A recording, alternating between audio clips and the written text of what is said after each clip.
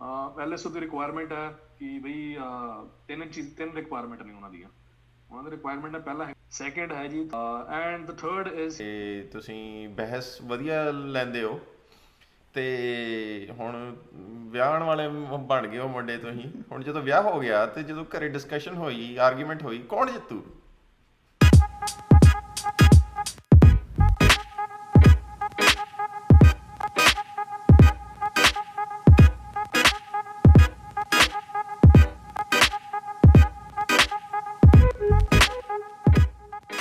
ਸਤਿ ਸ਼੍ਰੀ ਅਕਾਲ ਸਾਰਿਆਂ ਨੂੰ ਜੀ। ਅਸੀਂ ਅੱਜ ਇੱਕ ਮਹਿਫਿਲ ਆਨਲਾਈਨ ਦਾ ਨਵਾਂ ਐਪੀਸੋਡ ਲੈ ਕੇ ਆਏ ਹਾਂ, ਜਿਸ 'ਚ ਅਸੀਂ ਗੱਲ ਕਰਾਂਗੇ ਸਾਡੇ ਕੁਝ ਦੋਸਤਾਂ ਨਾਲ, ਮਿੱਤਰਾਂ ਨਾਲ, ਸਰੀ ਤੋਂ ਤੇ ਟੋਰਾਂਟੋ ਤੋਂ। ਸਰੀ ਤੋਂ ਸਾਡੇ ਨਾਲ ਜੁੜ ਚੁੱਕੇ ਨੇ ਕਰਨਵੀਰ ਸਿੰਘ ਥਿੰਡ, ਵੈਨਕੂਵਰ ਤੇ ਟੋਰਾਂਟੋ ਏਕੇ ਬ੍ਰੈਂਟਨ ਤੋਂ। ਨਾ ਨਾ ਇੱਕ ਮਿੰਟ, ਉਹ ਟੋਰਾਂਟੋ ਤੇ ਮੈਂ ਸਰੀ 'ਚ। ਓਕੇ, ਤੂੰ ਯਾਰ ਵੈਨਕੂਵਰ ਯਾਰ। ਅੱਛਾ ਇੱਕ ਬੰਦਾ ਵੈਨਕੂਵਰ ਤੋਂ ਜੁੜ ਚੁੱਕਿਆ। bro, I am Toronto, not Brampton. ਬ੍ਰੈਂਟਨਪੁਰ ਤੋਂ ਜੁੜ ਚੁੱਕੇ ਨੇ, ਬ੍ਰੈਂਟਨਪੁਰ ਤੋਂ ਜੁੜ ਚੁੱਕੇ ਨੇ ਚੰਦੀਪ ਸਿੰਘ ਨਾਗੀ। ਤੇ ਚਲੋ ਇੱਕ ਵਾਰੀ ਪਹਿਲਾਂ ਮੈਂ ਦੱਸਦਾ ਸਾਰਿਆਂ ਨੂੰ ਕਿ ਅਸੀਂ ਅੱਜ ਜੁੜੇ ਹਾਂ, ਕਿ ਅਸੀਂ ਡਿਸਕਸ ਕਰਾਂਗੇ ਜਾਂ ਤੁਹਾਨੂੰ ਦੱਸਾਂ ਕੁਛ ਇੱਕ ਨੌਲੇਜ ਹੁੰਦੀ ਹੈ। ਮੇਰੇ ਦੋਨਾਂ ਦੋਸਤਾਂ ਨੇ ਇੰਡੀਆ ਤੋਂ ਲਾਅ ਕੀਤੀ ਸੀਗੀ, ਦੈਨ ਹੁਣੇ ਇੱਥੇ ਮਾਸਟਰਸ ਕਰਕੇ ਆਪਣੀ ਲਾਅ ਪ੍ਰੈਕਟਿਸ ਕਰ ਰਹੇ ਆ। ਸੋ ਇਹਨਾਂ ਦੀ ਜਰਨੀ ਬਾਰੇ ਡਿਸਕਸ ਕਰਾਂਗੇ ਕਿ ਤੁਹਾਡੇ ਵਾਸਤੇ ਪਤਾ ਲੱਗ ਜੂਗਾ ਕਿ ਕਿੱਦਾਂ ਲਾਅ ਕਰਕੇ ਤੁਸੀਂ ਕੈਨੇਡਾ ਆ ਸਕਦੇ ਹੋ। ਤੇ ਪਹਿਲਾਂ ਤੇ ਬਾਈ ਕਹਿੰਦੇ ਅਸੀਂ ਵੈਲਕਮ ਕਰਦੇ ਹਾਂ ਤੁਹਾਡਾ ਦੋਨਾਂ ਦਾ, ਕਰਨਵੀਰ ਸਿੰਘ ਥਿੰਡ ਤੇ ਚੰਦੀਪ ਸਿੰਘ ਨਾਗੀ ਜੀ। ਤੇ ਤੁਸੀਂ ਆਪਣੀ ਇੰਟਰੋਡਕਸ਼ਨ ਤੇ ਮਾੜੀ ਮੋਟੀ ਦੇਣੀ ਚਾਹਦੇ ਹੋ ਤੇ ਦਿਓ। ਅੱਛਾ, ਮੈਂ ਜੀ 5 ਈਅਰ ਲਾਅ ਕੀਤੀ ਹੈ ਪੰਜਾਬ ਯੂਨੀਵਰਸਿਟੀ ਤੋਂ। ਤੇ ਉਸ ਤੋਂ ਬਾਅਦ ਮੈਂ ਪੰਜਾਬ ਹਰਿਆਣਾ ਹਾਈ ਕੋਰਟ ਦੇ ਵਿੱਚ 2 ਸਾਲ ਕ੍ਰਿਮੀਨਲ ਡਿਫੈਂਸ ਦੀ ਪ੍ਰੈਕਟਿਸ ਕੀਤੀ ਹੈ। ਤੇ later on after my practice I came to Canada ਆਪਣੀ ਮਾਸਟਰਸ ਕਰਨ ਲਈ, masters in Canadian common law. ਮੈਂ ਆਪਣੀ Osgoode for law school Toronto ਤੋਂ ਕੀਤੀ ਹੈ। And right now I am working in a criminal defense firm in Toronto. It's been 5 months and I am fulfilling my requirement, experiential training requirements as per the LSO guidelines. ਤੇ ਹੁਣ ਆਪਾਂ ਚੱਲਦੇ ਹਾਂ ਕਰਨ ਵੱਲ। ਕਰਨ, ਤੂੰ ਵੀ ਥੋੜੀ ਜਿਹੀ ਆਪਣੀ ਬੈਕਗਰਾਉਂਡ ਪਲੀਜ਼ ਸਾਨੂੰ ਤਾਂ ਪਤਾ ਹੀ, ਚਲੋ ਜਨਤਾ ਨੂੰ ਦੱਸੋ। ਹਾਂਜੀ ਬਿਲਕੁਲ। ਸੋ ਮੇਰਾ ਐਕਸਪੀਰੀਅੰਸ ਚੰਦੀਪ ਦੇ ਕਾਫੀ ਸਿਮਿਲਰ ਰਿਹਾ। ਮੈਂ ਵੀ ਓਰੀਜਨਲੀ ਚੰਡੀਗੜ੍ਹ ਤੋਂ ਹਾਂ, ਬਟ ਮੈਂ ਆਪਣੀ ਲਾਅ ਕੀਤੀ ਸੀਗੀ ਸਿੰਬਾਇਸਿਸ ਨੋਇਡਾ ਤੋਂ। ਤੇ ਇੱਕ ਵਾਰੀ ਉਹ ਖਤਮ ਹੋਇਆ ਤੇ ਮੈਂ ਥੋੜੇ ਮਹੀਨੇ ਹੀ ਪ੍ਰੈਕਟਿਸ ਕੀਤੀ ਸੀ। ਉਸ ਤੋਂ ਬਾਅਦ ਮੈਂ ਵੀ LLM ਲਈ ਟੋਰਾਂਟੋ ਮੂਵ ਕਰ ਗਿਆ ਸੀਗਾ। I did the same course ਜਿਹੜਾ ਚੰਦੀਪ ਨੇ ਕੀਤਾ, it's called Canadian common law. ਇੱਕ ਵਾਰੀ ਉਹ ਪੂਰਾ ਹੋਇਆ, I moved again to British Columbia, ਜਿੱਥੇ ਆਪਣੀ ਮੈਂ ਆਰਟੀਕਲਿੰਗ ਪੋਜੀਸ਼ਨ ਦਿੱਤੀ। ਤੇ ਕਰੰਟਲੀ ਮੈਂ ਹੁਣੇ ਆਪਣੀ ਆਰਟੀਕਲਿੰਗ ਦੀ ਟੇਲ ਐਂਡ ਤੇ ਆ। ਸੋ ਆਪਣੀ ਲਾਅ ਸੋਸਾਇਟੀ ਰਿਕੁਆਇਰਮੈਂਟਸ ਫੁਲਫਿਲ ਕਰ ਰਿਹਾ, ਜਿਹੜੀ ਓਨਟਾਰੀਓ ਟੋਰਾਂਟੋ ਦੀ ਥੋੜੀ ਡਿਫਰੈਂਟ ਹੈ। ਤੇ ਬਸ ਦੈਟਸ ਇਟ। ਚਲੋ ਇਹ ਆਪਾਂ ਬਾਅਦ ਡਿਸਕਸ ਕਰਦੇ ਹਾਂ, ਜਿਹੜੀ ਰਿਕੁਆਇਰਮੈਂਟ ਡਿਫਰੈਂਸ ਹੈਗੀ ਆ। ਹਾਂ, ਤੁਸੀਂ ਹੁਣ ਪੜ੍ਹਾਈਆਂ ਵੱਲ ਘੱਟ ਜਾਇਆ ਜੇ। ਪਹਿਲਾਂ ਹੁਣ ਮੈਂ ਵੀ ਬੈਠਾ ਨਾ, ਮੈਂ ਥੋੜਾ ਜਿਹਾ ਮੈਨੂੰ ਵੀ ਪੰਗੇ ਲੈ ਲੈਂਦਾ। ਲਓ ਜੀ ਲਓ। ਚਲੋ ਪਹਿਲਾਂ ਆਪਦੀ ਤੁਸੀਂ ਡਿਸਕਸ ਕਰੋ ਕਿ ਭਾਈ JD ਤੁਸੀਂ ਸਾਰੇ ਕਿਵੇਂ ਇਕੱਠੇ ਹੋਏ ਹੋ, ਉਹ ਸਾਨੂੰ ਦੱਸੋ, ਉਹ ਸ਼ੇਅਰ ਕਰੋ ਜਰਾ ਆਪਦੀ ਕਹਾਣੀ ਕਿ ਭਾਈ। JD ਨਾਲ ਜੀ ਦੱਸਣ ਦੀ ਸਾਡੇ ਨਾਲ ਇਹ 6th ਕਲਾਸ ਤੋਂ, ਮੈਂ ਤਾਂ ਜੁਆਇਨ ਕੀਤਾ ਇਹਨੂੰ 6th ਕਲਾਸ ਆਪਣੇ ਸਕੂਲ ਦੇ ਵਿੱਚ, ਰਾਇਨ ਇੰਟਰਨੈਸ਼ਨਲ ਸਕੂਲ। ਤੇ ਸਕੂਲ ਹੋਵੇ, ਉਸ ਤੋਂ ਬਾਅਦ ਕਾਲਜ, ਡਿਸਪਾਈਟ ਦਾ ਫੈਕਟ ਕਿ ਇਹ ਰਾਏ ਦੁਬਾਰਾ 'ਚ ਇੰਜੀਨੀਅਰਿੰਗ ਕਰ ਰਿਹਾ ਸੀ, ਬਟ ਮਤਲਬ ਕਿ ਰਾਏ ਯੂਨੀਵਰਸਿਟੀ 'ਚ ਸੀ, ਸੈਪਰੇਟ ਕਾਲਜਸ 'ਚ ਸੀਗੇ। ਰਾਏ ਯੂਨੀਵਰਸਿਟੀ 'ਚ ਸੀ ਅਸੀਂ, ਯੂਨੀਵਰਸਿਟੀ 'ਚ ਹੀ ਰਹੇ ਆਹੋ, ਇਕੱਠੇ ਹੀ ਰਹੇ ਆ। ਮਤਲਬ ਇੰਨਾ ਵਧੀਆ ਪਿਆਰ ਸੀ ਆਪਣਾ, ਹੈਗਾ ਐਕਚੁਅਲੀ। ਮਤਲਬ ਕਿ ਇੱਦਾਂ ਹੀ ਹੁੰਦਾ ਸੀਗਾ ਕਿ ਆਪਣੇ ਕਾਲਜ ਜਦੋਂ ਕਲਾਸਾਂ ਮੁੱਕੀਆਂ, ਚਲੋ ਚੰਡੀਗੜ੍ਹ ਯੂਨੀਵਰਸਿਟੀ ਚੱਲਦੇ ਆ। ਇੰਨਾ ਫਰਕ ਸੀਗਾ, ਆਪਾਂ ਹੁਣ 3 ਡਿਫਰੈਂਟ ਸਿਟੀਜ਼ ਤੋਂ ਨਹੀਂ ਹੁੰਦੇ ਸੀਗੇ, ਇੱਕੋ ਸਿਟੀ 'ਚ ਹੁੰਦੇ ਸੀ। ਤੇ ਥੋੜਾ ਮੁਲਾਕਾਤਾਂ ਇਨ ਪਰਸਨ ਹੁੰਦੀਆਂ ਸੀਗੀਆਂ। ਤੇ ਯੈਸ, ਮਤਲਬ ਕਿ ਉੱਦਾਂ ਅਸੀਂ ਸਾਰੇ ਸਕੂਲ ਤੋਂ ਇਕੱਠੇ ਹੁੰਦੇ ਸੀ। ਲਾਈਕ ਅਸੀਂ 6th ਕਲਾਸ ਸਾਰੇ ਇਕੱਠੇ ਪੜ੍ਹੇ ਹਾਂ। 6 ਤੋਂ ਇਕੱਠੇ ਸੀਗੇ ਬਸ। ਹੁਣ ਤਾਂ ਲਾ ਲਓ ਕਿ ਹੁਣ ਤਾਂ ਜਨਮੋ ਕੇ ਸਾਥੀ। JD ਦੀ ਤਾਂ ਮੈਂ ਇੰਟਰਸਟਿੰਗ ਸਟੋਰੀ ਦੱਸਦਾ। JD 6th 7th 8th 9th ਤੱਕ ਇਹ ਕਲਾਸ ਦੇ ਵਿੱਚ ਬੜਾ ਹੀ ਸਟੂਡੀਅਸ ਤੇ ਬੜਾ ਹੀ ਸੀਰੀਅਸ ਸਟੂਡੈਂਟ ਸੀਗਾ। ਅੱਛਾ ਜੀ। And we had no idea ਕਿ ਇਹ ਇੰਨਾ ਮਤਲਬ ਕਿ ਵੀ ਹੈਡ ਨੋ ਆਈਡੀਆ ਕਿ ਇਹਦੀ ਪਰਸਨੈਲਿਟੀ ਐਕਚੁਅਲੀ ਹੈ ਕਿਵੇਂ ਦੀ। ਤੇ ਇਟ ਇਜ਼ ਓਨਲੀ ਆਫਟਰ ਅਸੀਂ ਮੈਥ ਦੀ ਟਿਊਸ਼ਨ ਜੁਆਇਨ ਕੀਤੀ ਤੇ ਉੱਥੇ ਆਪਣੇ ਜਗਰਦੀਪ ਸਿੰਘ ਵੀ ਸੀਗੇ। ਤੇ ਫਿਰ ਆਪਾਂ ਨੂੰ ਪਤਾ ਲੱਗਿਆ JD ਸਿੰਘ ਜੋ ਕਲੋਲਾ ਬੰਦਾ ਕਲਾਸ 'ਚ, then we came to know ਕਿ ਦੀ ਐਕਚੁਅਲ ਪਰਸਨੈਲਿਟੀ ਕੀ ਹੈ ਜਿਹੜੀ ਤੁਸੀਂ ਹੁਣ ਰਾਈਟ ਨਾਓ ਦੇਖ ਰਹੇ ਹੋ ਹੱਸਣ ਖੇਡਣ ਵਾਲੀ। ਪਹਿਲਾਂ ਇਨੀਸ਼ੀਅਲੀ ਬੜਾ ਇਹ ਸੀਰੀਅਸ ਟਾਈਪ ਬੰਦਾ ਰਿਹਾ 6th 7th 8th। ਓਹੋ ਅੱਖਾਂ I mean in school time I don't know ਬਾਹਰ ਕਿਵੇਂ ਸੀਗਾ ਬਟ ਉਸ ਟਾਈਮ 'ਚ ਆਪਾਂ ਸਕੂਲ 'ਚ ਹੀ ਮਿਲਦੇ ਹੁੰਦੇ ਸੀਗੇ। ਹਾਂ ਨਹੀਂ ਉਹ ਤੇ ਕਿ ਉਹ এনवायरमेंट ਬਦਲ ਜਾਂਦਾ ਹੈ ਤੇ ਟਿਊਸ਼ਨ ਸੇ ਜਾ ਕੇ ਹਾਂ ਸ਼ਰਾਰਤਾਂ ਜਿੰਨੀਆਂ ਕਰਨੀਆਂ ਹੁੰਦੀਆਂ ਬਾਹਰ ਨਿਕਲ ਜਾਂਦੀਆਂ ਉਹ ਹਾਂ ਉੱਥੇ ਸ਼ਰਾਰਤਾਂ ਹੁੰਦੀਆਂ ਨੇ ਟਿਊਸ਼ਨ ਸੇ ਜਾ ਕੇ। ਨਾਲੇ ਪਤਾ ਨਹੀਂ ਹੁੰਦਾ ਘਰੇ ਫੋਨ ਨਹੀਂ ਇਹਨੇ ਸਾਨੂੰ ਪੜਨ ਨਹੀਂ ਦੇਣਾ। ਇਹ ਆਪ ਤਾਂ ਸਟੂਡੀਅਸ ਬੱਚਾ ਘਰੇ ਬੈ ਕੇ ਰਟਾ ਮਾਰ ਕੇ ਹੈ। ਐਂਡ ਫॉर योर ਇਨਫੋਰਮੇਸ਼ਨ ਇਹ 2 ਟਿਊਸ਼ਨਾਂ ਤੇ ਲੱਗਿਆ ਸੀ ਮੈਥ ਦੀ ਟਿਊਸ਼ਨ। ਅੱਛਾ ਇੱਕ ਸ਼ਰਾਰਤਾਂ ਲਈ ਪੜ੍ਹਾਈ ਲਈ ਇੱਥੇ ਮੈਂ ਤਾਂ ਲੱਗਾ ਸੀਗਾ ਕਿ ਮੇਰੇ ਦੋਸਤ ਨੇ ਚਲ ਵਧੀਆ ਫਨ ਹੋਊਗਾ ਕਿ ਇੱਕ ਤਾਂ ਮੈਨੂੰ ਹੁੰਦੀ ਸਵੇਰੇ ਹੋ ਜਾਂਦੀ ਸੀ ਹਨਾ ਤੇ ਇੱਥੇ ਮੈਂ ਲੱਗਿਆ ਸਕੂਲ ਤੋਂ ਬਾਅਦ ਸਾਰੇ ਇਕੱਠੇ ਹੁੰਦੇ ਆ ਫਨ ਕਰਾਇਆ ਕਰਾਂਗੇ। ਹੁਣ ਟੈਕਨੀਕਲੀ ਮੈਂ ਆਪਣਾ ਕੰਮ ਪੂਰਾ ਕਰ ਰਿਹਾ ਸੀਗਾ ਜਿਹੜੇ ਕੰਮ ਵੀ ਮੈਂ ਗਿਆ ਸੀਗਾ ਮੈਂ ਉਹਦਾ ਮੋਟਿਵ ਪੂਰਾ ਕਰ ਰਿਹਾ। ਇਹਨੇ ਸਾਨੂੰ ਜਿਹੜੀ ਨੇ ਬਹੁਤ ਐਂਟਰਟੇਨ ਕੀਤਾ। ਜ਼ਿੰਦਗੀ ਬੜੀ ਵਧੀਆ ਨਿਕਲੀ ਉਸ ਟਾਈਮ 'ਚ ਐਕਸੈਪਟ ਦਾ ਫੈਕਟ ਕਿ ਮੈਥ 'ਚ ਨੰਬਰ ਨਹੀਂ ਆਏ। ਚਲੋ ਕੋਈ ਨਹੀਂ ਤਾਂ ਲਾਅ ਵਾਲੇ ਪਾਸੇ ਮੈਥ ਘੱਟ ਹੀ ਲੋੜ ਪੈਂਦੀ ਹੈ। ਉਹ ਨਹੀਂ ਅਸੀਂ ਤਾਂ ਹੀ ਤਾਂ ਲਾਅ ਵੱਲ ਗਏ। ਇਹਦਾ ਇਵੈਂਚੁਅਲੀ ਕੈਰੀਅਰ ਗਿਆ ਹੀ ਆਪਣਾ ਉਸ ਕਰਕੇ ਉਧਰ ਨੂੰ। ਅਸੀਂ ਇਹਨਾਂ ਧੱਕੇ ਨਾਲ ਨਾਨ ਮੈਡੀਕਲ ਵੀ ਲਵਾ ਲਈ ਹੈ ਨਾਨ ਮੈਡੀਕਲ ਲੈਣੇ ਆ। ਪਹਿਲਾਂ ਕਹਿੰਦੇ ਸਾਡੇ ਲਾਈਕ ਹੈਗਾ ਸੀ ਕਾਮਰਸ ਕਰਦੇ ਕੁਝ ਕਰਦੇ ਆ ਘਰ ਦੇ ਮੰਨੇ ਨਹੀਂ ਕਿ ਕਾਮਰਸ ਕਰਨੀ ਨਹੀਂ ਹਨਾ। ਕੇਟੀ ਤੇ ਚਲੇ ਗਿਆ ਕਾਮਰਸ ਵਾਲੇ ਪਾਸੇ। ਸੰਦੀਪ ਨੂੰ ਮੈਂ ਉਹ ਨਾਨ ਮੈਡੀਕਲ ਕਰਦੇ ਆ ਤੇ ਨਾਲ ਮੈਡੀਕਲ ਵੀ ਬਾਇਓ ਵੀ ਦਵਾਈ ਮੈਡੀਕਲ ਵੀ ਕਰਦੇ ਆ। ਚਲੋ ਉਹ ਤੇ ਅਸੀਂ ਭੁੱਲ ਭੱਲ ਗਏ ਸੀ ਨਾ ਬਾਈ ਐਂਡ ਆਫ +1 ਤੱਕ ਤਾਂ ਭੁੱਲ ਹੀ ਗਏ ਆਪਾਂ ਨੂੰ ਨੋ ਆਈਡੀਆ। ਉਹ ਤੇ ਯਾਦ ਮੈਥਸ ਤੇ ਮੇਰੇ ਵੀ ਹੱਥ ਖੜੇ ਕਰਾਤੇ ਸੀਗੇ। ਇੱਕ ਵਾਰੀ ਲੈ ਤਾਂ ਲਿੱਤੀ ਸੀ ਮੈਂ ਬੜੇ ਚਾਹ ਨਾਲ ਕਾਮਰਸ ਦੀ 6 ਮਹੀਨੇ ਕੀਤੇ ਤੋਂ ਬਾਅਦ ਮੈਥ ਦੀ। ਠੀਕ ਹੈ ਜੀ ਨਹੀਂ ਸਰ ਹੁਣ ਯਾਦ ਕਰੀਦਾ ਕਿ ਕਿੰਨੇ ਪੂਰੇ 16 ਚੈਪਟਰ ਇਕੱਠੇ ਯਾਦ ਕਰ ਲਈਦੇ ਸੀਗੇ। ਇੱਥੇ 4 ਚੈਪਟਰ ਪ੍ਰੋਫੈਸਰ ਕਹਿੰਦੇ ਨੇ ਪਾਗਲ ਹੋ ਇੰਨਾ ਉੱਥੇ ਯਾਦ ਕਰੂਗਾ ਪਰ ਸਿਲੇਬਸ ਘਟਾਓ ਕਿ ਐਫੀਸ਼ੀਐਂਸੀ ਘਟ ਗਈ ਹੈ। ਵਧੀਆ ਚਲੋ ਹੁਣ ਅੱਛਾ ਚਲੋ ਮਾੜੀ ਮੋਟੀ ਹੀ ਗੱਲਾਂ ਛੇੜ ਲੀਆਂ ਨੇ ਪੜ੍ਹਾਈ ਦੀਆਂ ਤੇ ਚਲੋ ਹੁਣ ਮੇਰੇ ਖਿਆਲ ਨਾਲ ਕੇਟੀ ਪਹਿਲਾਂ ਆਇਆ ਸੀਗਾ ਕੈਨੇਡਾ ਰਾਈਟ। ਕੇਟੀ ਆਇਆ ਸੀਗਾ 2017 ਚ। ਅੱਛਾ ਸੋ ਇੰਡੀਆ 'ਚ ਕੇਟੀ ਤੁਸੀਂ ਪ੍ਰੈਕਟਿਸ ਕਰ ਰਹੇ ਸੀਗੇ ਸਟੱਡੀ ਕਰ ਰਹੇ ਸੀ ਕਿ ਕਿਵੇਂ ਤੁਹਾਡਾ ਮੂਡ ਬਣਿਆ ਕਿ ਚਲੋ ਉੱਠੋ ਕੈਨੇਡਾ ਕਿ ਪਹਿਲਾਂ ਦਾ ਹੀ ਸੀਗਾ ਕਿ ਕੈਨੇਡਾ ਆਉਣਾ? ਮੇਰਾ ਪਲਾਨ ਤੇ ਹੌਲੀ ਬਣ ਰਿਹਾ ਸੀਗਾ ਜਿੱਦਾਂ ਹੁਣ ਲਾਅ ਸਕੂਲ ਜਦੋਂ ਖਤਮ ਹੋਇਆ ਤੇ ਜਦੋਂ ਇੱਕ ਵਾਰੀ ਮੈਂ ਪ੍ਰੈਕਟਿਸ ਵੜਿਆ ਥੋੜੀ ਦੇਰ ਪ੍ਰੈਕਟਿਸ ਕੀਤੀ ਫਿਰ ਮੈਂ ਨਾਲ ਲੱਭ ਰਿਹਾ ਸੀਗਾ ਕਿ ਹੋਰ ਕੀ ਕੀਤਾ ਜਾ ਸਕਦਾ ਤੇ ਡੈਫੀਨਿਟਲੀ ਇੱਕ ਕੈਨੇਡਾ ਆਪਸ਼ਨ ਸੀਗਾ। ਮੇਰੀ ਫੈਮਿਲੀ ਸ਼ੁਰੂ ਤੋਂ ਇੱਥੇ ਹੈ ਤੇ ਮੈਂ ਪਹਿਲਾਂ ਵੀ 2 ਵਾਰੀ ਆ ਕੇ ਜਿੱਦਾਂ ਸਿਸਟਮ ਵਗੈਰਾ ਦੇਖ ਗਿਆ ਸੀਗਾ ਕੋਰਸ ਕਿੱਦਾਂ ਚੱਲਦੇ ਆ ਤੇ ਮੇਰੀ ਫੈਮਿਲੀ ਇੱਥੇ ਸੀ ਉਹ ਕਾਫੀ ਵੱਡਾ ਪਾਰਟ ਸੀ। ਤੇ ਮੈਂ ਫਿਰ LLM ਐਪਲੀਕੇਸ਼ਨਸ ਕੀਤੀਆਂ ਅਪਲਾਈ ਸ਼ੁਰੂ ਕਰਨੀ ਕੀਤੀਆਂ ਤੇ ਜਦੋਂ ਐਕਸੈਪਟ ਹੋ ਗਿਆ ਮੈਂ ਕਿਹਾ ਚਲੋ ਲੈਟਸ ਟਰਾਈ ਦਿਸ ਆਊਟ। ਇੱਕ ਸਭ ਤੋਂ ਵੱਡਾ ਸਰਪ੍ਰਾਈਜ਼ ਮੈਨੂੰ ਚੰਦੀਪ ਦਾ ਸੀਗਾ। ਚੰਦੀਪ ਵਾਸ ਦ ਵਨ ਕਿ ਜਿਹੜਾ ਆਉਣਾ ਨਹੀਂ ਚਾਹੁੰਦਾ ਸੀ ਲੇਕਿਨ ਹੀ ਵਾਸ ਅ ਪੱਕਾ ਦੇਸ਼ ਭਗਤ। ਚਲੋ ਚੰਦੀਪ ਤੋਂ ਹੀ ਪੁੱਛ ਲੈਂਦੇ ਕਿ ਭਾਈ ਚੰਦੀਪ ਇੰਟਰਸਟਿੰਗ ਹੈ ਕਿ ਚੰਦੀਪ ਕਦੋਂ ਆ ਕਿਵੇਂ ਮੂਡ ਬਣਿਆ ਫਿਰ ਕੈਨੇਡਾ ਦਾ? ਇਹਨੇ ਕਹਿਣਾ ਮੈਂ ਵੀ ਆ ਰਿਹਾ ਮੈਚ ਮੈਨੂੰ ਖੁਸ਼ੀ ਸੀਗੀ ਸਾਰੀ ਉੱਥੇ ਜਾਣਾ ਪੈਣਾ। ਹਾਂ ਕਿ ਇੱਕ ਸਰਪ੍ਰਾਈਜ਼ ਜਿਹੜਾ ਅੰਦਰ ਸੀ ਨਾ ਕਿ ਚੰਦੀਪ ਕਰੇ ਕਿ ਮੈਂ ਵੀ ਜਾਣਾ ਹੈ ਨਾ ਕਿ ਉਹ ਚੰਦੀਪ ਦੱਸੂਗਾ ਕਿ ਆਪਾਂ ਇਕੱਠੇ ਆ ਗਏ ਸੀ ਨਾ। ਹਾਂ ਅਸੀਂ ਸਾਡਾ 2-3 ਮਹੀਨੇ ਫਰਕ ਸੀ ਮੇਰਾ ਤੇ ਕੇਟੀ ਦਾ ਕਿ ਮੈਂ ਅਪ੍ਰੈਲ ਚ ਆਇਆ ਸੀ ਕੇਟੀ ਮੈਂ ਕੱਲ ਜੂਨ ਜੁਲਾਈ ਚ ਆ ਗਿਆ ਸੀਗਾ ਇੱਥੇ। ਐਕਚੁਅਲੀ ਯਾਰ LLM ਵੈਸੇ LLM ਕਰਨੀ ਬਾਹਰੋਂ ਇੱਕ ਨਾਰਥ ਅਮਰੀਕਨ ਯੂਨੀਵਰਸਿਟੀ ਤੋਂ ਮੇਰਾ ਨਾ it was always in my mind all throughout my law ਲਾਅ ਸਕੂਲ। ਸੋ ਮੇ ਬੀ ਮੈਂ ਐਕਸਪ੍ਰੈਸ ਨਹੀਂ ਕੀਤਾ ਬਟ ਮੇਰਾ ਹਮੇਸ਼ਾ ਮਾਈਂਡ 'ਚ ਕਿਤੇ ਨਾ ਕਿਤੇ ਸੀ ਇਹ ਕਰਨੀ ਆ ਬਾਹਰ ਜਾ ਕੇ ਨਾ ਐਜੂਕੇਸ਼ਨ ਕਿਵੇਂ ਹੈ ਸਿਸਟਮ ਕਿਵੇਂ ਆਈ ਮੀਨ ਪ੍ਰੈਕਟਿਸ ਕਰਨੀ ਹੈ ਮੈਨੂੰ ਮੇਰਾ ਹਮੇਸ਼ਾ ਸੀਗਾ ਲਾਅ ਸਕੂਲ ਦੇ ਵਿੱਚ। ਬਟ ਉਹੀ ਹੈ ਕਿ ਵੰਸ ਆਈ ਜੁਆਇੰਡ ਪ੍ਰੈਕਟਿਸ ਤੇ ਮੈਨੂੰ ਪ੍ਰੈਕਟਿਸ 'ਚ ਬੜਾ ਮਜ਼ਾ ਆਇਆ। ਹਾਈ ਕੋਰਟ ਦੀ ਪ੍ਰੈਕਟਿਸ ਕਰਨੀ ਉੱਤੇ ਆਫਟਰ ਗ੍ਰੈਜੂਏਸ਼ਨ ਤੇ ਮੇਰਾ ਜਿਹੜਾ LLM ਦਾ ਐਡਮਿਸ਼ਨ ਸੀ ਉਹਦਾ ਜਿਹੜਾ ਡਿਸੀਜਨ ਸੀਗਾ ਉਹ ਆਉਂਦੇ ਥੋੜਾ ਟਾਈਮ ਲੱਗ ਗਿਆ ਤੇ ਬਿਕਾਜ਼ ਮਾਈ ਆਇਲਟਸ ਜਿਹੜਾ ਮੇਰਾ ਰਿਜ਼ਲਟ ਸੀਗਾ ਉਹ ਉਹਨਾਂ ਨੇ ਫॉर ਸਮ ਰੀਜ਼ਨ ਦੇ ਪੁੱਟ it under investigation. I till date I have no idea why did they do so. Being Punjabi ਦੇ ਨੰਬਰ ਬਹੁਤ ਜ਼ਿਆਦਾ ਸੀਗੇ। ਉਹ ਚੱਕ ਪੈ ਗਿਆ ਉਹਨਾਂ ਨੂੰ ਹੈ। ਤੇਰੇ 8.5 ਪੁਆਇੰਟ ਸੀ ਕਿ 9 point C overall?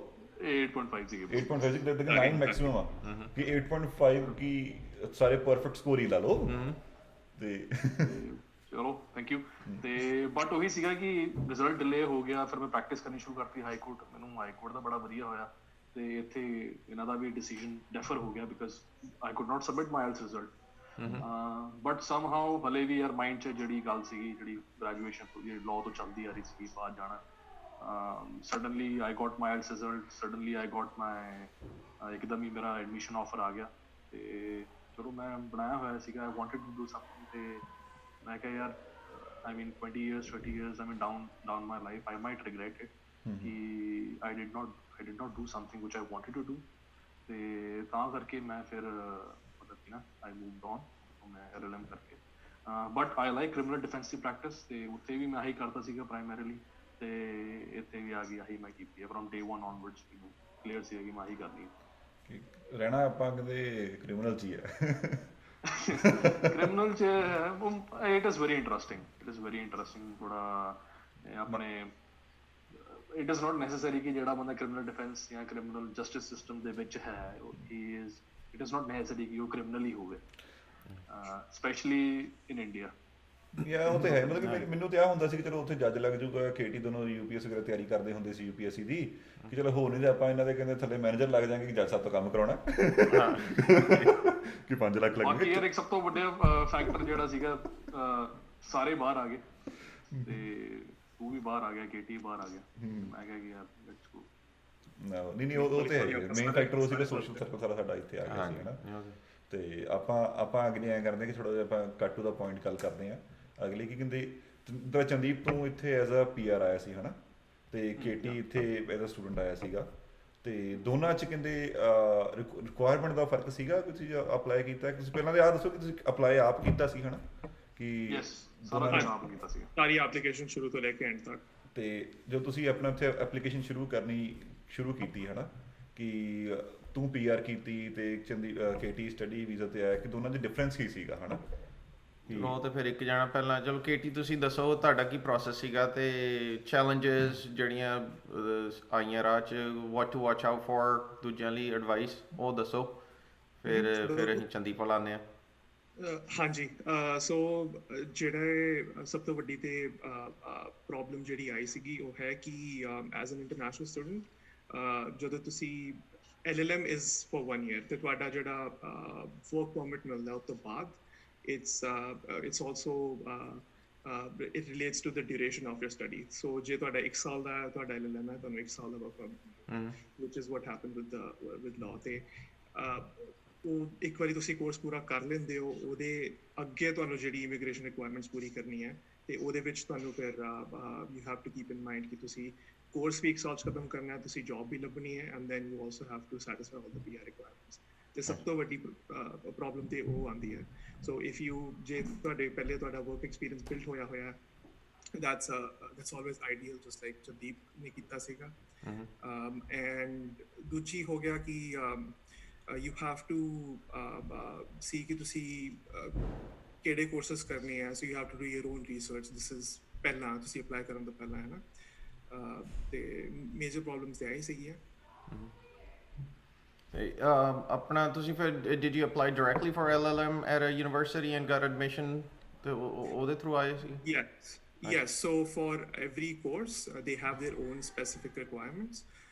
You have to look on the course page, ਦੇਖ ਕੇ ਤੁਸੀਂ ਕੀ ਮੰਗਦੇ ਹੋ, ਤੇ ਤੁਸੀਂ application ਬਣਾਓ, and once you get a letter from the university, a letter of acceptance, ਫਿਰ ਤੁਸੀਂ ਆਪਣੀ ਇਮੀਗ੍ਰੇਸ਼ਨ ਰਿਕੁਆਇਰਮੈਂਟਸ ਤੁਸੀਂ ਅੱਗੇ ਕਰ ਸਕਦੇ ਹੋ। You don't need help, ਮਤਲਬ if you need help, there is of course other people, ਜਿੱਦਾਂ ਕੰਸਲਟੈਂਟਸ ਹੈ ਜਿਨ੍ਹਾਂ ਨੂੰ you can go and ask for help, but ਜੇ everything's online, ਹੈ ਨਾ, ਤੁਸੀਂ ਜੇ ਹੁੰਦਾ ਤੇ you can definitely do it yourself.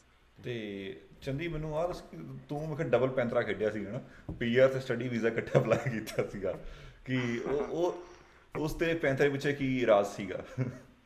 ਸੋ ਪਹਿਲੀ ਗੱਲ ਤਾਂ because KT went 1 year ahead of me, so I had a big advantage. So he was kind of a tip of the sword ਜਿਹਨੂੰ ਕਹਿੰਦੇ ਆਪਾਂ, ਕਿ beforehand I had an idea ਕਿ what predicament once the LLM students pass out from their law school ਕੀ ਹੁੰਦਾ ਉਹਨਾਂ ਨੂੰ, as he pointed out ਕਿ 1 ਸਾਲ ਹੈਗਾ ਤੁਹਾਡੇ ਕੋਲ, we have to get a job and you have to fulfill your immigration requirements and everything. So I did not want to get into that. ਮੈਨੂੰ ਥੋੜਾ ਬੈਨੀਫਿਟ ਸੀਗਾ, KT ਮੇਰੇ ਤੋਂ ਪਹਿਲਾਂ ਗਿਆ, he relayed everything ਕਿ ਕੀ ਹੁੰਦਾ। So what happened ਕਿ ਮੈਂ as I told, ਮੇਰਾ IELTS ਦਾ ਰਿਜ਼ਲਟ ਇਹਨਾਂ ਨੇ ਰੋਕ ਲਿਆ ਸੀਗਾ। ਸੋ ਓਰੀਜਨਲੀ ਮਾਈ ਐਪਲੀਕੇਸ਼ਨ ਵਾਸ ਸਟੂਡੈਂਟ ਬੇਸਿਸ ਤੇ ਸੀਗੀ। Okay so my application was on student basis, ਮੈਂ student visa apply ਕੀਤਾ ਹੋਇਆ ਸੀ। I got my student visa, but eventually when I got when I got the letter of acceptance, I already had the work experience, which is a prerequisite for the PR yes in order to apply for a permanent residency. Then I realized ki let me go ahead with this program, masters ਦੇ ਵਿੱਚ ਥੋੜੀ it is not that easy to get into the program. So I planned ki let me go ahead with the program on my student visa, and in the meanwhile ਮੈਂ India ਤੋਂ ਵਿੱਚ ਹੀ ਆਪਣੀ PR ਵੀ apply ਕਰ।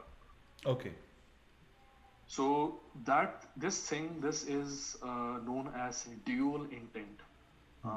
Many people, my friends from India, many of my relatives, they always ask कि दो चीज़ां दो वीज़े apply कर सकते हो तुसी। तो उदा जिहड़ा हैगा आंसर हैगा कि yes you can apply, वो हैगा dual intent। तुसी ऑनलाइन जाओ उन्हां दी वैबसाइट दे उत्ते CIC दी वैबसाइट दे उत्ते it is clearly explained what the procedure is, how to apply for it.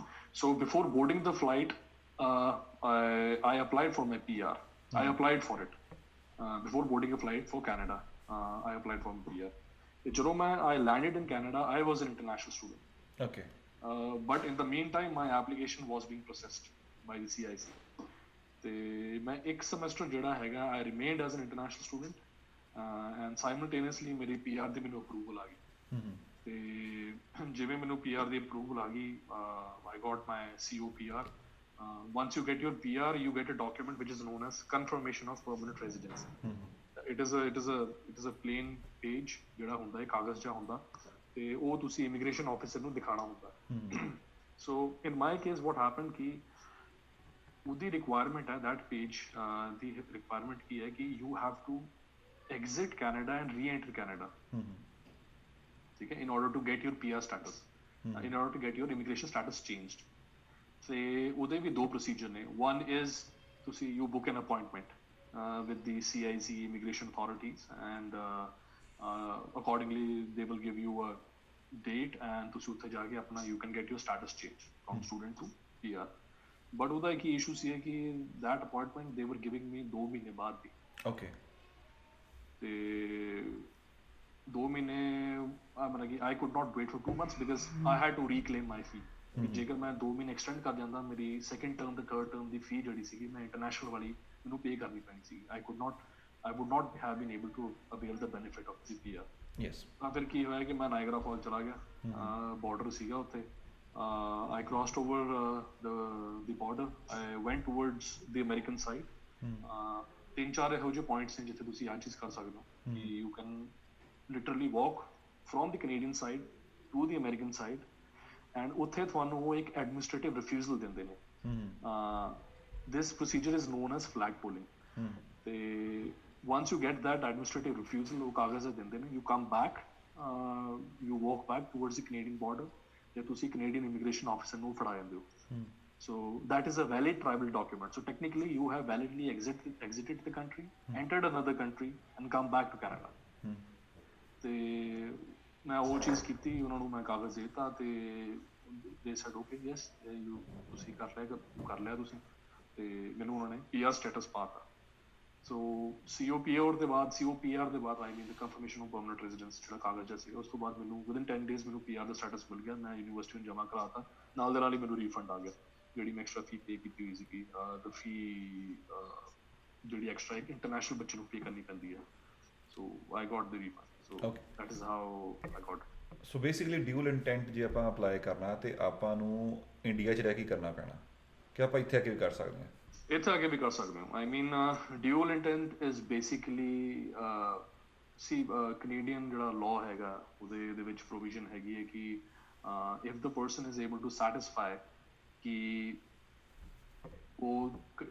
the person will abide by the rules for both the visas, both kind of visas, ਤੇ he can apply for both.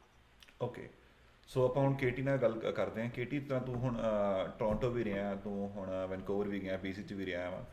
ਇਹਨਾਂ ਦੋਨਾਂ 'ਚ difference ਹੈਗਾ ਵਾ ਕਿ ਜੇ ਤੁਸੀਂ LLM complete ਕਰ ਲਈ ਆ, ਉਸ ਤੋਂ ਬਾਅਦ ਬਾਰ ਐਗਜ਼ਾਮ ਦੇ ਰਿਕੁਆਇਰਮੈਂਟਸ ਦਾ ਫਰਕ ਹੈਗਾ, ਜਾਂ ਤੁਸੀਂ ਕਦੋਂ ਇੱਕ ਲਾਇਰ ਆਪਣੇ ਆਪ ਨੂੰ ਕਹਿ ਸਕਦੇ ਹੋ, ਉਹ 'ਚ ਕੋਈ ਫਰਕ ਹੈਗਾ ਦੋਨਾਂ 'ਚ?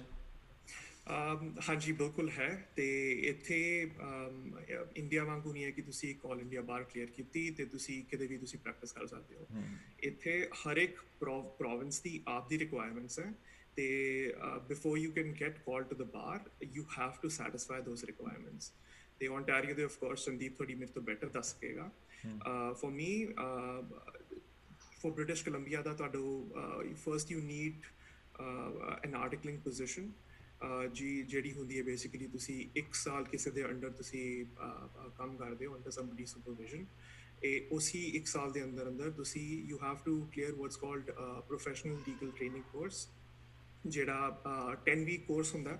ਸੋ ਲਾਅ ਸੁਸਾਇਟੀ ਆਪ ਕਰਾਉਂਦੀ ਹੈ ਤੁਹਾਨੂੰ ਉਹ ਸਾਰਾ ਕੁਛ। ਉਹਦੇ ਵਿੱਚ they give you all sorts of training, trial ਕਿੱਦਾਂ ਰਨ ਕਰਨਾ ਹੈ, ਚੇਂਬਰਸ ਐਪਲੀਕੇਸ਼ਨਸ ਕਿੱਦਾਂ ਕਰਨੀਆਂ ਹੈ, contracts ਕਿੱਦਾਂ ਡਰਾਫਟ ਕਰਨੇ ਹੈ, ਐਂਡ ਦੈਨ ਮੋਡਿਊਲਸ ਹੁੰਦੇ ਆ different, 4 different modules are divided ਹੈ।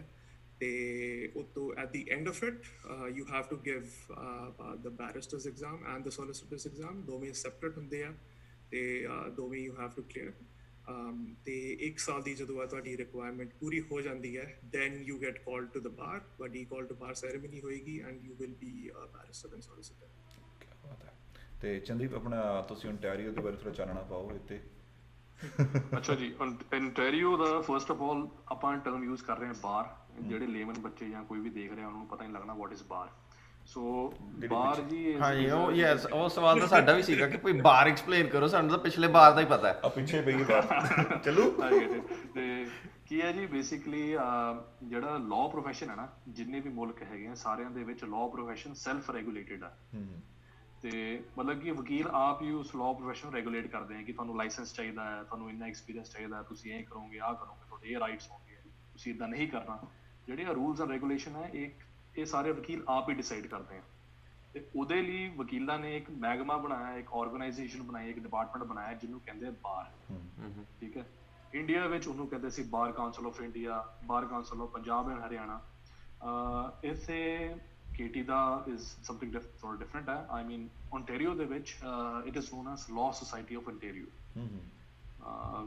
Few years before it was known as Law Society of Upper Canada, LSUC।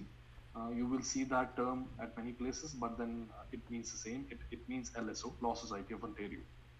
ਤੇ Law Society of Ontario ਜਿਹੜਾ ਹੈਗਾ it regulates everything ਕਿ ਬੰਦੇ ਨੇ how to become a ਵਕੀਲ। LSO ਦੀ ਰਿਕੁਆਇਰਮੈਂਟ ਹੈ ਕਿ ਬਈ ਤਿੰਨ ਰਿਕੁਆਇਰਮੈਂਟ ਨੇ ਉਹਨਾਂ ਦੀਆਂ। ਉਹਨਾਂ ਦੀ ਰਿਕੁਆਇਰਮੈਂਟ ਹੈ, ਪਹਿਲਾ ਹੈਗਾ ਲੀਗਲ ਐਜੂਕੇਸ਼ਨ, ਤੁਸੀਂ ਲੀਗਲ ਐਜੂਕੇਸ਼ਨ ਕੀਤੀ ਹੋਵੇ। ਸੈਕਿੰਡ ਹੈ ਜੀ ਤੁਸੀਂ ਆਰਟੀਕਲਿੰਗ ਕੀਤੀ ਹੋਵੇ, which I believe is a fancier term for internship. And the third is ਕਿ ਤੁਸੀਂ ਬੈਰਿਸਟਰ ਐਂਡ ਸੋਲਿਸਿਟਰ ਦੇ ਐਗਜ਼ਾਮ ਦੋ। ਠੀਕ ਹੈ, once you complete all these things you get called to the bar। call to the bar ਮਤਲਬ ਕਿ ਤੁਸੀਂ ਵਕੀਲ ਬਣ ਜਾਂਦੇ ਹੋ ਤੇ ਤੁਸੀਂ ਪ੍ਰੈਕਟਿਸ ਕਰ ਸਕਦੇ ਹੋ ਓਨਟਾਰੀਓ ਦੇ ਵਿੱਚ। ਜਿਵੇਂ as KT pointed out ਕਿ ਇੱਥੇ every province ਜਿਹੜਾ ਹੈਗਾ ਉਹਦੇ ਆਪਣੇ ਆਪਣੇ ਰੂਲਸ ਹੈ। ਅਨਲਾਈਕ ਇੰਡੀਆ ਕਿ ਜਿੱਥੇ there is only one all India bar, ਤੁਸੀਂ ਇੱਕ ਪੇਪਰ ਦੋ ਕਿਤੇ ਵੀ ਜਾ ਸਕਦੇ ਹੋ। ਇੱਥੇ ਉਹ ਨਹੀਂ ਹੈਗਾ, ਇੱਥੇ ਇੰਡੀਵਿਜੂਅਲ ਪ੍ਰੋਵਿੰਸਸ ਦਾ ਤੁਸੀਂ ਲੈਣਾ ਪੈਂਦਾ। So basically sorry go ahead sorry ਮੇਰੇ ਕੱਟਿਆ ਤੈਨੂੰ। ਹਾਂ ਸੌਰੀ। ਤਾਂ ਫਿਰ legal education that is you do your LLB, you do your LLM, you do your NCA ਜਿਹੜਾ ਹੈਗਾ ਤੁਸੀਂ ਕਰ ਲਓ। ਠੀਕ ਹੈ, that fulfills your first requirement, that is legal education। Second requirement is articling। Articling ਤੁਸੀਂ ਕਿਤੇ ਵੀ ਕਰ ਲਓ, like I'm articling at a criminal defense firm right now, criminal defense and immigration law firm। ਤੇ in Ontario the rule is that you have to article for at least 10 months। ਤੇ the third is barrister and solicitor exam। ਤੁਸੀਂ solicitor ਦੇ paper ਦੋ, ਤੁਸੀਂ barrister ਦੇ paper ਦੋ। Solicitor deals more of with the in-house counsel। In-house counsel in the sense कि real estate lawyers, immigration lawyers who do not necessarily go to the courthouse। Okay। Whereas ਜਿਹੜੇ barrister ਵਾਲੇ ਹੈਗੇ ਨੇ ਉਹ ਹੈਗਾ ਜਿਵੇਂ civil litigation, evidence, criminal defense। ਉਹ ਹੈਗਾ ਕਿ the people who have to go to the courthouse, but ਤੁਹਾਨੂੰ ਦੋਨੋਂ ਹੀ ਕਲੀਅਰ ਕਰਨੇ ਪੈਣੇ। It is not your option, it's not your choice that ਮੈਂ ਇੱਕ ਕਰ ਲਵਾਂ ਤੇ ਮੈਂ ਸੋਲਿਸਿਟਰ ਦਾ ਕੰਮ ਨਾ ਕਰਾਂ ਤੇ ਇਕੱਲਾ ਬੈਰਿਸਟਰ ਦਾ ਕੰਮ ਕਰਾਂ, ਇੱਦਾਂ ਨਹੀਂ ਹੈਗਾ। You have to clear both the exams and once you fulfill these requirements then you are called to the bar, that is the Law Society of Ontario। ਉਹਦਾ ਇੱਕ ਪ੍ਰੋਪਰ ਫਾਰਮਲ ਪ੍ਰੋਸੀਜਰ ਹੁੰਦਾ, ਤੁਹਾਨੂੰ ਕਾਲੇ ਰੰਗ ਦੇ ਉਹ ਪਵਾਉਂਦੇ ਨੇ, ਕੋਟ ਦੇ ਰੋਬਸ ਕਹਿੰਦੇ ਨੇ ਉਹਨਾਂ ਨੂੰ। ਤੇ ਤੁਸੀਂ ਜਾਣਦੇ ਹੋ ਆਪਣਾ ਸਟੇਜ 2 ਤੇ it is a formal event ਜਿਹਾ ਹੁੰਦਾ, ਸਿੰਬੋਲਿਕ ਵੈਲਿਊ ਕਾਫੀ ਉਹਦੀ, ਤੇ ਦੇਅਰ ਆਫਟਰ ਤੁਸੀਂ ਆਪਣਾ legally you can call yourself as a barrister solicitor. ਠੀਕ ਹੈ। Hey, just one more thing. ਅਸੀਂ ਇੱਕ step ਅਸੀਂ skip ਕਰਤਾ. One thing, because ਮੈਂ ਤੇ Chandeep ਦੋਵੇਂ we were foreign trained lawyers. We didn't have Canadian education. So ਪਹਿਲਾਂ ਤਾਂ ਇੱਕ equivalency requirement ਹੁੰਦੀ ਹੈ ਕਿ ਜਿਹੜੀ that's not provincially regulated, that's regulated federally. So ਇੱਕ ਕਮੇਟੀ ਹੈ ਜਿਹੜੀ ਫੈਡਰੇਸ਼ਨ ਆਫ ਲਾਅ ਸੁਸਾਇਟੀਜ਼ ਨੇ ਬਣਾਈ ਹੈ, ਮਤਲਬ ਵੱਖਰੀਆਂ ਲਾਅ ਸੁਸਾਇਟੀਜ਼ ਪ੍ਰੋਵਿੰਸ ਦੀ ਮਿਲ ਕੇ ਇੱਕ ਫੈਡਰੇਸ਼ਨ ਬਣਾਈ ਹੈ ਜਿਹਨੂੰ ਕਹਿੰਦੇ NCA, national committee for accreditation. ਤੇ ਪਹਿਲਾਂ ਤਾਂ ਤੁਸੀਂ I think step 1 is to go through them if you're a foreign trained lawyer। ਤੇ ਇੱਕ ਵਾਰੀ ਉਹਦਾ ਪ੍ਰੋਸੈਸ ਹੁੰਦਾ ਹੈ ਕਿ ਤੁਸੀਂ NCA ਨੂੰ ਅਪਲਾਈ ਕਰੋ, they build you a profile and they give you different requirements to meet, ਜਿਹਦੇ ਵਿੱਚ ਬੇਸਿਕਲੀ ਹੋਏਗਾ ਕਿ ਇੰਡੀਆ ਤੋਂ ਯੂਜੂਅਲੀ ਜਿੰਨਾ ਮੈਂ ਦੇਖਿਆ ਯੂਜੂਅਲੀ ਹੁੰਦਾ ਕਿ 5 ਸਬਜੈਕਟਸ ਹੈ ਵਿਚ ਆਰ ਕਾਲਡ ਕੋਰ ਸਬਜੈਕਟਸ, ਤੁਸੀਂ ਕਲੀਅਰ ਕਰਨੇ ਆ। ਤੇ ਉਹਦੇ ਕਲੀਅਰ ਕਰਨ ਦੇ ਵੀ ਥੋੜੇ ਤਰੀਕੇ ਹੁੰਦੇ ਆ ਕਿ ਤੁਸੀਂ ਸੈਲਫ ਸਟੱਡੀ ਐਗਜ਼ਾਮ ਕਰ ਸਕਦੇ ਹੋ, ਤੁਸੀਂ ਐਗਜ਼ਾਮ ਕਿਸੇ ਕੋਰਸ ਲੈ ਸਕਦੇ ਹੋ। once you do that you get a certificate of qualification, ਤੇ once you have the certificate of qualification ਉਹਦਾ ਮਤਲਬ ਆਹ ਹੈ ਕਿ ਤੁਹਾਡੀ ਜਿਹੜੀ ਐਜੂਕੇਸ਼ਨ ਹੈ, ਤੁਹਾਡੀ ਲੀਗਲ ਐਜੂਕੇਸ਼ਨ ਹੈ ਜਿਹੜੀ ਤੁਸੀਂ ਕੈਨੇਡਾ ਤੋਂ ਬਾਹਰ ਕਰਕੇ ਆਏ ਹੋ, now is recognized here. It's at an equal footing to ਜੇ ਤੁਸੀਂ ਕੈਨੇਡਾ 'ਚ ਲਾਅ ਸਕੂਲ ਗਏ ਹੁੰਦੇ। ਤੇ ਪਹਿਲਾਂ ਤਾਂ ਸਟੈਪ 1 ਤੇ ਉਹ ਹੈ, ਇੱਕ ਵਾਰੀ ਉਹ ਕਲੀਅਰ ਕਰ ਗਿਆ ਫਿਰ ਜਿਹੜੇ ਅਸੀਂ ਜਿਹੜੇ ਸਟੈਪਸ ਐਕਸਪਲੇਨ ਕੀਤੇ ਹੈ ਕਿ ਇੱਥੇ ਵੀ ਡਿਗਰੀ ਇਵੈਲੂਏਸ਼ਨ Degree evaluation ਕਰ ਰਹੇ ਹਾਂ। ਹਾਂਜੀ ਉਹ ਆਪਾਂ ਇੰਡੀਆ ਹੀ ਕਰ ਲੈਂਦੇ ਯੂਜੂਅਲੀ ਐਡਮਿਸ਼ਨ ਲੈਣ ਤੋਂ ਪਹਿਲਾਂ ਹੀ, ਹਨਾ? ਹਾਂ ਯੈਸ, ਉਹ ਆਪਾਂ ਇੰਡੀਆ ਦੇ ਵਿੱਚੋਂ ਹੀ ਅਪਲਾਈ ਕਰ ਦਿੰਦੇ NCA ਨੂੰ ਕਿ you send your certificates to the NCA, ਜਿਵੇਂ KT ਨੇ ਕਿਹਾ rightly pointed out. NCA evaluate ਕਰਦੀ ਹੈ ਯੂਜੂਅਲੀ ਕਾਮਨ ਲਾਅ ਜੁਰਿਸਡਿਕਸ਼ਨ ਜਿਹੜੇ ਕੰਟਰੀਜ਼ ਹੈਗੇ, India, Pakistan, Bangladesh, UK, US, Australia, all these countries are common law jurisdiction, Canada included. ਤੇ ਇਹ usually Canadian authorities ਵਿਚ ਇਜ਼ NCA, ਉਹ 5 ਸਬਜੈਕਟ ਅਸਾਈਨ ਕਰਦੀ ਹੈ। ਤੁਸੀਂ ਯੂਜੂਅਲੀ 6 ਜ਼ਿਆਦਾ ਵੀ ਕਰ ਦਿੰਦੀ ਹੈ ਡਿਪੈਂਡਿੰਗ ਕਿ ਤੁਹਾਡੇ ਪਰਸੈਂਟੇਜ ਘੱਟ ਹੈ, ਤੇ ਤੁਸੀਂ ਉਹ ਚੈਲੰਜ ਐਗਜ਼ਾਮ ਦਿਓ ਤੇ ਉਹੀ ਆਪਣਾ ਤੁਹਾਡੀ you get the certificate of qualification, ਤਾਂ ਜੋ ਤੁਸੀਂ ਆਰਟੀਕਲਿੰਗ ਐਂਡ ਬੈਰਿਸਟਰ ਐਂਡ ਸੋਲਿਸਿਟਰ ਕਹਿ ਸਕਦੇ। KT use the term internationally trained. Personally, I'm not a fan of internationally trained lawyer. Foreign trained lawyers. That's the foreign trained lawyer. I am not a fan of this terminology because ਤੁਸੀਂ ਇੱਥੇ ਆ ਕੇ NCA ਕਰਦੇ ਹੋ, ਤੁਸੀਂ LLM ਕਰਦੇ ਹੋ, ਤੁਸੀਂ ਇੱਥੇ ਆ ਕੇ ਆਰਟੀਕਲਿੰਗ ਕਰਦੇ ਹੋ, ਬੈਰਿਸਟਰ ਸੋਲਿਸਿਟਰ ਦਾ ਪੇਪਰ ਦਿੰਦੇ ਹੋ। I mean, what more training you require? So I mean, not anything against KT, but then I believe he System ਦੇ ਖਿਲਾਫ। That is the term. That's a technical term ਹੈ। Technical term ਹੈ, which I understand ਕਿਉਂਕਿ ਇੱਕ stigma ਲੱਗ ਜਾਂਦਾ ਨਾ ਕਿ ਤੁਸੀਂ ਬੇਸਿਕਲੀ ਕਹਿ ਰਹੇ ਹੋ ਕਿ ਹੈ ਨਾ ਇੱਕ ਆਪ ਕੈਨੇਡੀਅਨ ਟ੍ਰੇਨਡ ਲਾਇਰ ਹੈ, ਆਪ ਫੋਰਨ ਟ੍ਰੇਨਡ ਲਾਇਰ ਹੈ, ਠੀਕ ਹੈ। So you basically creating a distinction ਜਿਹੜੀ ਐਗਜ਼ਿਸਟ ਨਹੀਂ ਕਰਨੀ ਚਾਹੀਦੀ, ਕਿਉਂਕਿ at the end of the day ਅਸੀਂ ਸਾਰੇ ਬੜੀ ਐਕਸਪੈਂਸਿਵ ਟ੍ਰੇਨਿੰਗ ਦੇ ਥਰੂ ਜਾਂਦੇ ਆ, ਤੇ so it should be like an equal footing. So I mean this terminology, ਇਹਨੂੰ ਜਿਵੇਂ ਆਪਾਂ ਲਾਅ ਦੇ ਵਿੱਚ ਇੱਕ ਟਰਮ ਹੈਗੀ air of reality, ਅਸਲੀਅਤ ਦੇ ਵਿੱਚ ਜਿਹੜੀ ਆ ਟਰਮ ਹੈਗੀ ਹੈ foreign trained lawyer, ਜਿਵੇਂ it is not associated with the reality different ਹੈ। reality is ਚਲੋ ਹਾਂਜੀ ਸੇਮ ਉਹ ਤੋਂ ਹੀ ਮੈਂ ਤੁਹਾਨੂੰ ਚਲੋ ਫੋਰਨ ਟ੍ਰੇਨ ਦਾ ਤਾਂ ਹੋ ਗਿਆ ਕਿ ਕੋਈ ਯੂ ਨੋ ਆਮ ਸ਼ੋਰ ਕਿਤੇ ਨਾ ਕਿਤੇ ਕੋਈ ਪੜ੍ਹ ਸਕਦਾ ਉਹਦੇ ਬਾਰੇ ਕਿ ਤੁਸੀਂ ਫੋਰਨ ਤੋਂ ਆਏ ਹੋ ਜਾਂ ਕੁਛ ਹੈਗਾ, ਪਰ ਜਿਵੇਂ ਸ਼ਾਬਾਸ਼ ਤੁਹਾਨੂੰ ਦੋਨਾਂ ਨੂੰ ਕਿ ਤੁਸੀਂ ਦੋਨੇ ਦਸਤਾਰ ਬੰਨ੍ਹਦੇ ਹੋ, ਅਤੇ ਉਹਦੇ ਕਰਕੇ ਕੋਈ ਚੈਲੰਜਸ ਆਈਆਂ ਕੈਨੇਡਾ 'ਚ ਕਿ ਕਾਫੀ ਆਪਣੇ ਪੰਜਾਬੀ ਹੈਗੇ ਨੇ, ਪਰ ਫਿਰ ਵੀ ਕੁਛ ਨਾ ਕੁਛ ਤੁਸੀਂ ਕੋਈ ਫੀਲ ਕੀਤਾ ਐਵੇਂ ਕਿ ਪੱਗ ਬੰਨ੍ਹਣ ਕਰਕੇ ਕੋਈ ਨਾ ਕੁਝ ਤੁਹਾਡੇ ਨਾਲ ਵੱਖਰਾ ਹੁੰਦਾ ਇਨ ਰਿਗਾਰਡਸ ਟੂ ਯੂਰ ਸਟੱਡੀਜ਼? ਕਿ ਬਾਹਰ ਤਾਂ ਰੈਗੂਲਰ ਲਾਈਫ ਤਾਂ ਅਲੱਗ ਹੈ, ਪਰ ਜੇ ਉੱਦਾਂ ਦਾ ਕੁਛ ਤੁਹਾਡੇ ਨਾਲ ਹੋਇਆ ਦਸਤਾਰ ਕਰਕੇ? KT, you want to answer first ਕਿ ਮੈਂ ਜਾਵਾਂ ਪਹਿਲਾਂ? ਮੈਂ ਬੋਲਾਂ? Sure, you can go ahead. I did not feel anything. ਮੈਨੂੰ ਕੋਈ ਨਹੀਂ ਹੋਇਆ। I believe ਕਿ ਆਪਣੇ ਜਗਮੀਤ ਸਿੰਘ, ਪੰਜਾਬੀਜ਼ ਹੈ ਹੁਣ, all of these guys ਹੁਣ they are ingrained into the Canadian society. ਹਲੇ ਵੀ ਮਤਲਬ ਕਿ ਥੋੜੇ ਵੀ ਹਲੇ ਵੀ ਪੈਰੀਫਰਲ ਲੈਵਲ ਤੇ ਹੀ ਨੇ। I mean not as ingrained as in India, but ਫਿਰ ਵੀ ਹਲੇ I mean, everyone knows. But- Pag banni hai, there are enough turbans in the law school. ਆਪਣੀ ਦਸਤਾਰ ਬੰਨੀ ਇੱਕ ਕੁੜੀ ਵੀ ਸੀਗੀ law school ਤੇ ਆਪਣਾ ਆਸਵੁੱਡ ਦੇ ਵਿੱਚ GD ਕਰ ਰਹੀ ਸੀਗੀ. I don't remember. There is a very senior partner. Traditional law firm. doctorate ਜਿਹੜੀ ਨੇ ਕੀ ਕਹ ਰਹੇ? ਸੌਰੀ ਉਹ ਮੁੱਛਾਂ ਨੂੰ ਕੋਈ ਬਹੁਤ ਸੀਰੀਅਸ ਡਿਸਕਸ਼ਨ ਕਰ ਰਹੇ ਆਪਾਂ, ਮੁੱਛਾਂ ਵਾਲੀ ਗੱਲ ਬਾਤ ਕਰਾਂਗੇ। ਜਿਹੜੀ ਕਹਿਣਾ ਉਹਨੇ ਸੋ JD. One more clarification. JD means JD means LLB. ਠੀਕ ਹੈ, ਦੇਖ JD means LLB, ਤੈਨੂੰ ਆਟੋਮੈਟਿਕਲੀ ਤੈਨੂੰ ਜੰਮਦੇ ਤੇ ਦੇਤੀ ਸੀ ਅਸੀਂ। JD means law. ਤੈਨੂੰ ਮੈਨੂੰ ਲੱਗਦਾ ਵੀਡੀਓ ਦਾ ਟਾਈਟਲ ਮਿਲ ਗਿਆ ਕੋਈ। Okay, JD means law. ਆ ਜਾਣੀ ਅਗਲੇ ਹਫਤੇ ਇੱਕ ਵੀਡੀਓ। ਤੇ ਮਤਲਬ ਕਿ I did not feel anything. ਅੱਛਾ ਜੀ। ਆਪਣੇ ਪੱਗਾਂ ਵਾਲੇ ਵਧੀਆ ਪੋਜੀਸ਼ਨ ਅਸੀਂ ਉਹੀ ਗੱਲ ਕਰਦੇ ਸੀ ਕਿ ਇੱਕ ਦਿਨ ਮੈਂ ਤੇ ਚੰਦੀਪ ਦੀ ਆਹੀ ਡਿਸਕਸ਼ਨ ਚੱਲਦੀ ਸੀ ਕਿ ਕਹਿੰਦੇ ਕਿ ਆਪਣੇ ਜਿਹੜੇ ਹਿਸਟਰੀ 'ਚ ਆਪਣੇ ਜਿਹੜੇ ਪਹਿਲਾਂ ਬੰਦੇ ਆਏ ਹੋਏ ਆ ਹਨਾ ਫਰੋਮ 1800s 1900s, ਉਹਨਾਂ ਨੇ ਆ ਕੇ paved the way for us। ਇੱਕ ਐਗਜ਼ੈਕਟਲੀ ਕਿ ਆਪਣੀ ਸੜਕ ਆਪਣੇ ਵਾਸਤੇ ਬਣਾਤੀ ਕਿ ਹੁਣ ਆਪਾਂ ਨੂੰ ਉਨੀ ਮੁਸ਼ਕਲਾਂ ਨਹੀਂ ਆਉਂਦੀਆਂ ਉਹਨਾਂ ਹੀ ਤੇਜ਼ ਭੱਜ ਸਕਦੇ ਹਾਂ ਉਹਦਾ ਨੇ ਜੋ ਸਹਿ ਲਿਆ ਉਹਦੇ ਵਾਸਤੇ ਸਾਨੂੰ ਇੱਕ ਰਾਹ ਮਿਲ ਗਈ ਕਿਸੇ ਆਰਾਮ ਨਾਲ ਤੇ ਟੌਰ ਨਾਲ ਤੁਰ ਸਕਦੇ ਹਾਂ। ਹਾਂਜੀ ਜ਼ਰੂਰ ਜ਼ਰੂਰ ਹਾਂਜੀ। Do you agri with me KT? ਇੱਕ ਹੋਰ ਗੱਲ ਕੀ ਨਾ I feel like Canadians by and large ਇੱਕ ਵੈਸੇ ਵੀ they're very accepting people. They judge you on their merit, on how you treat them.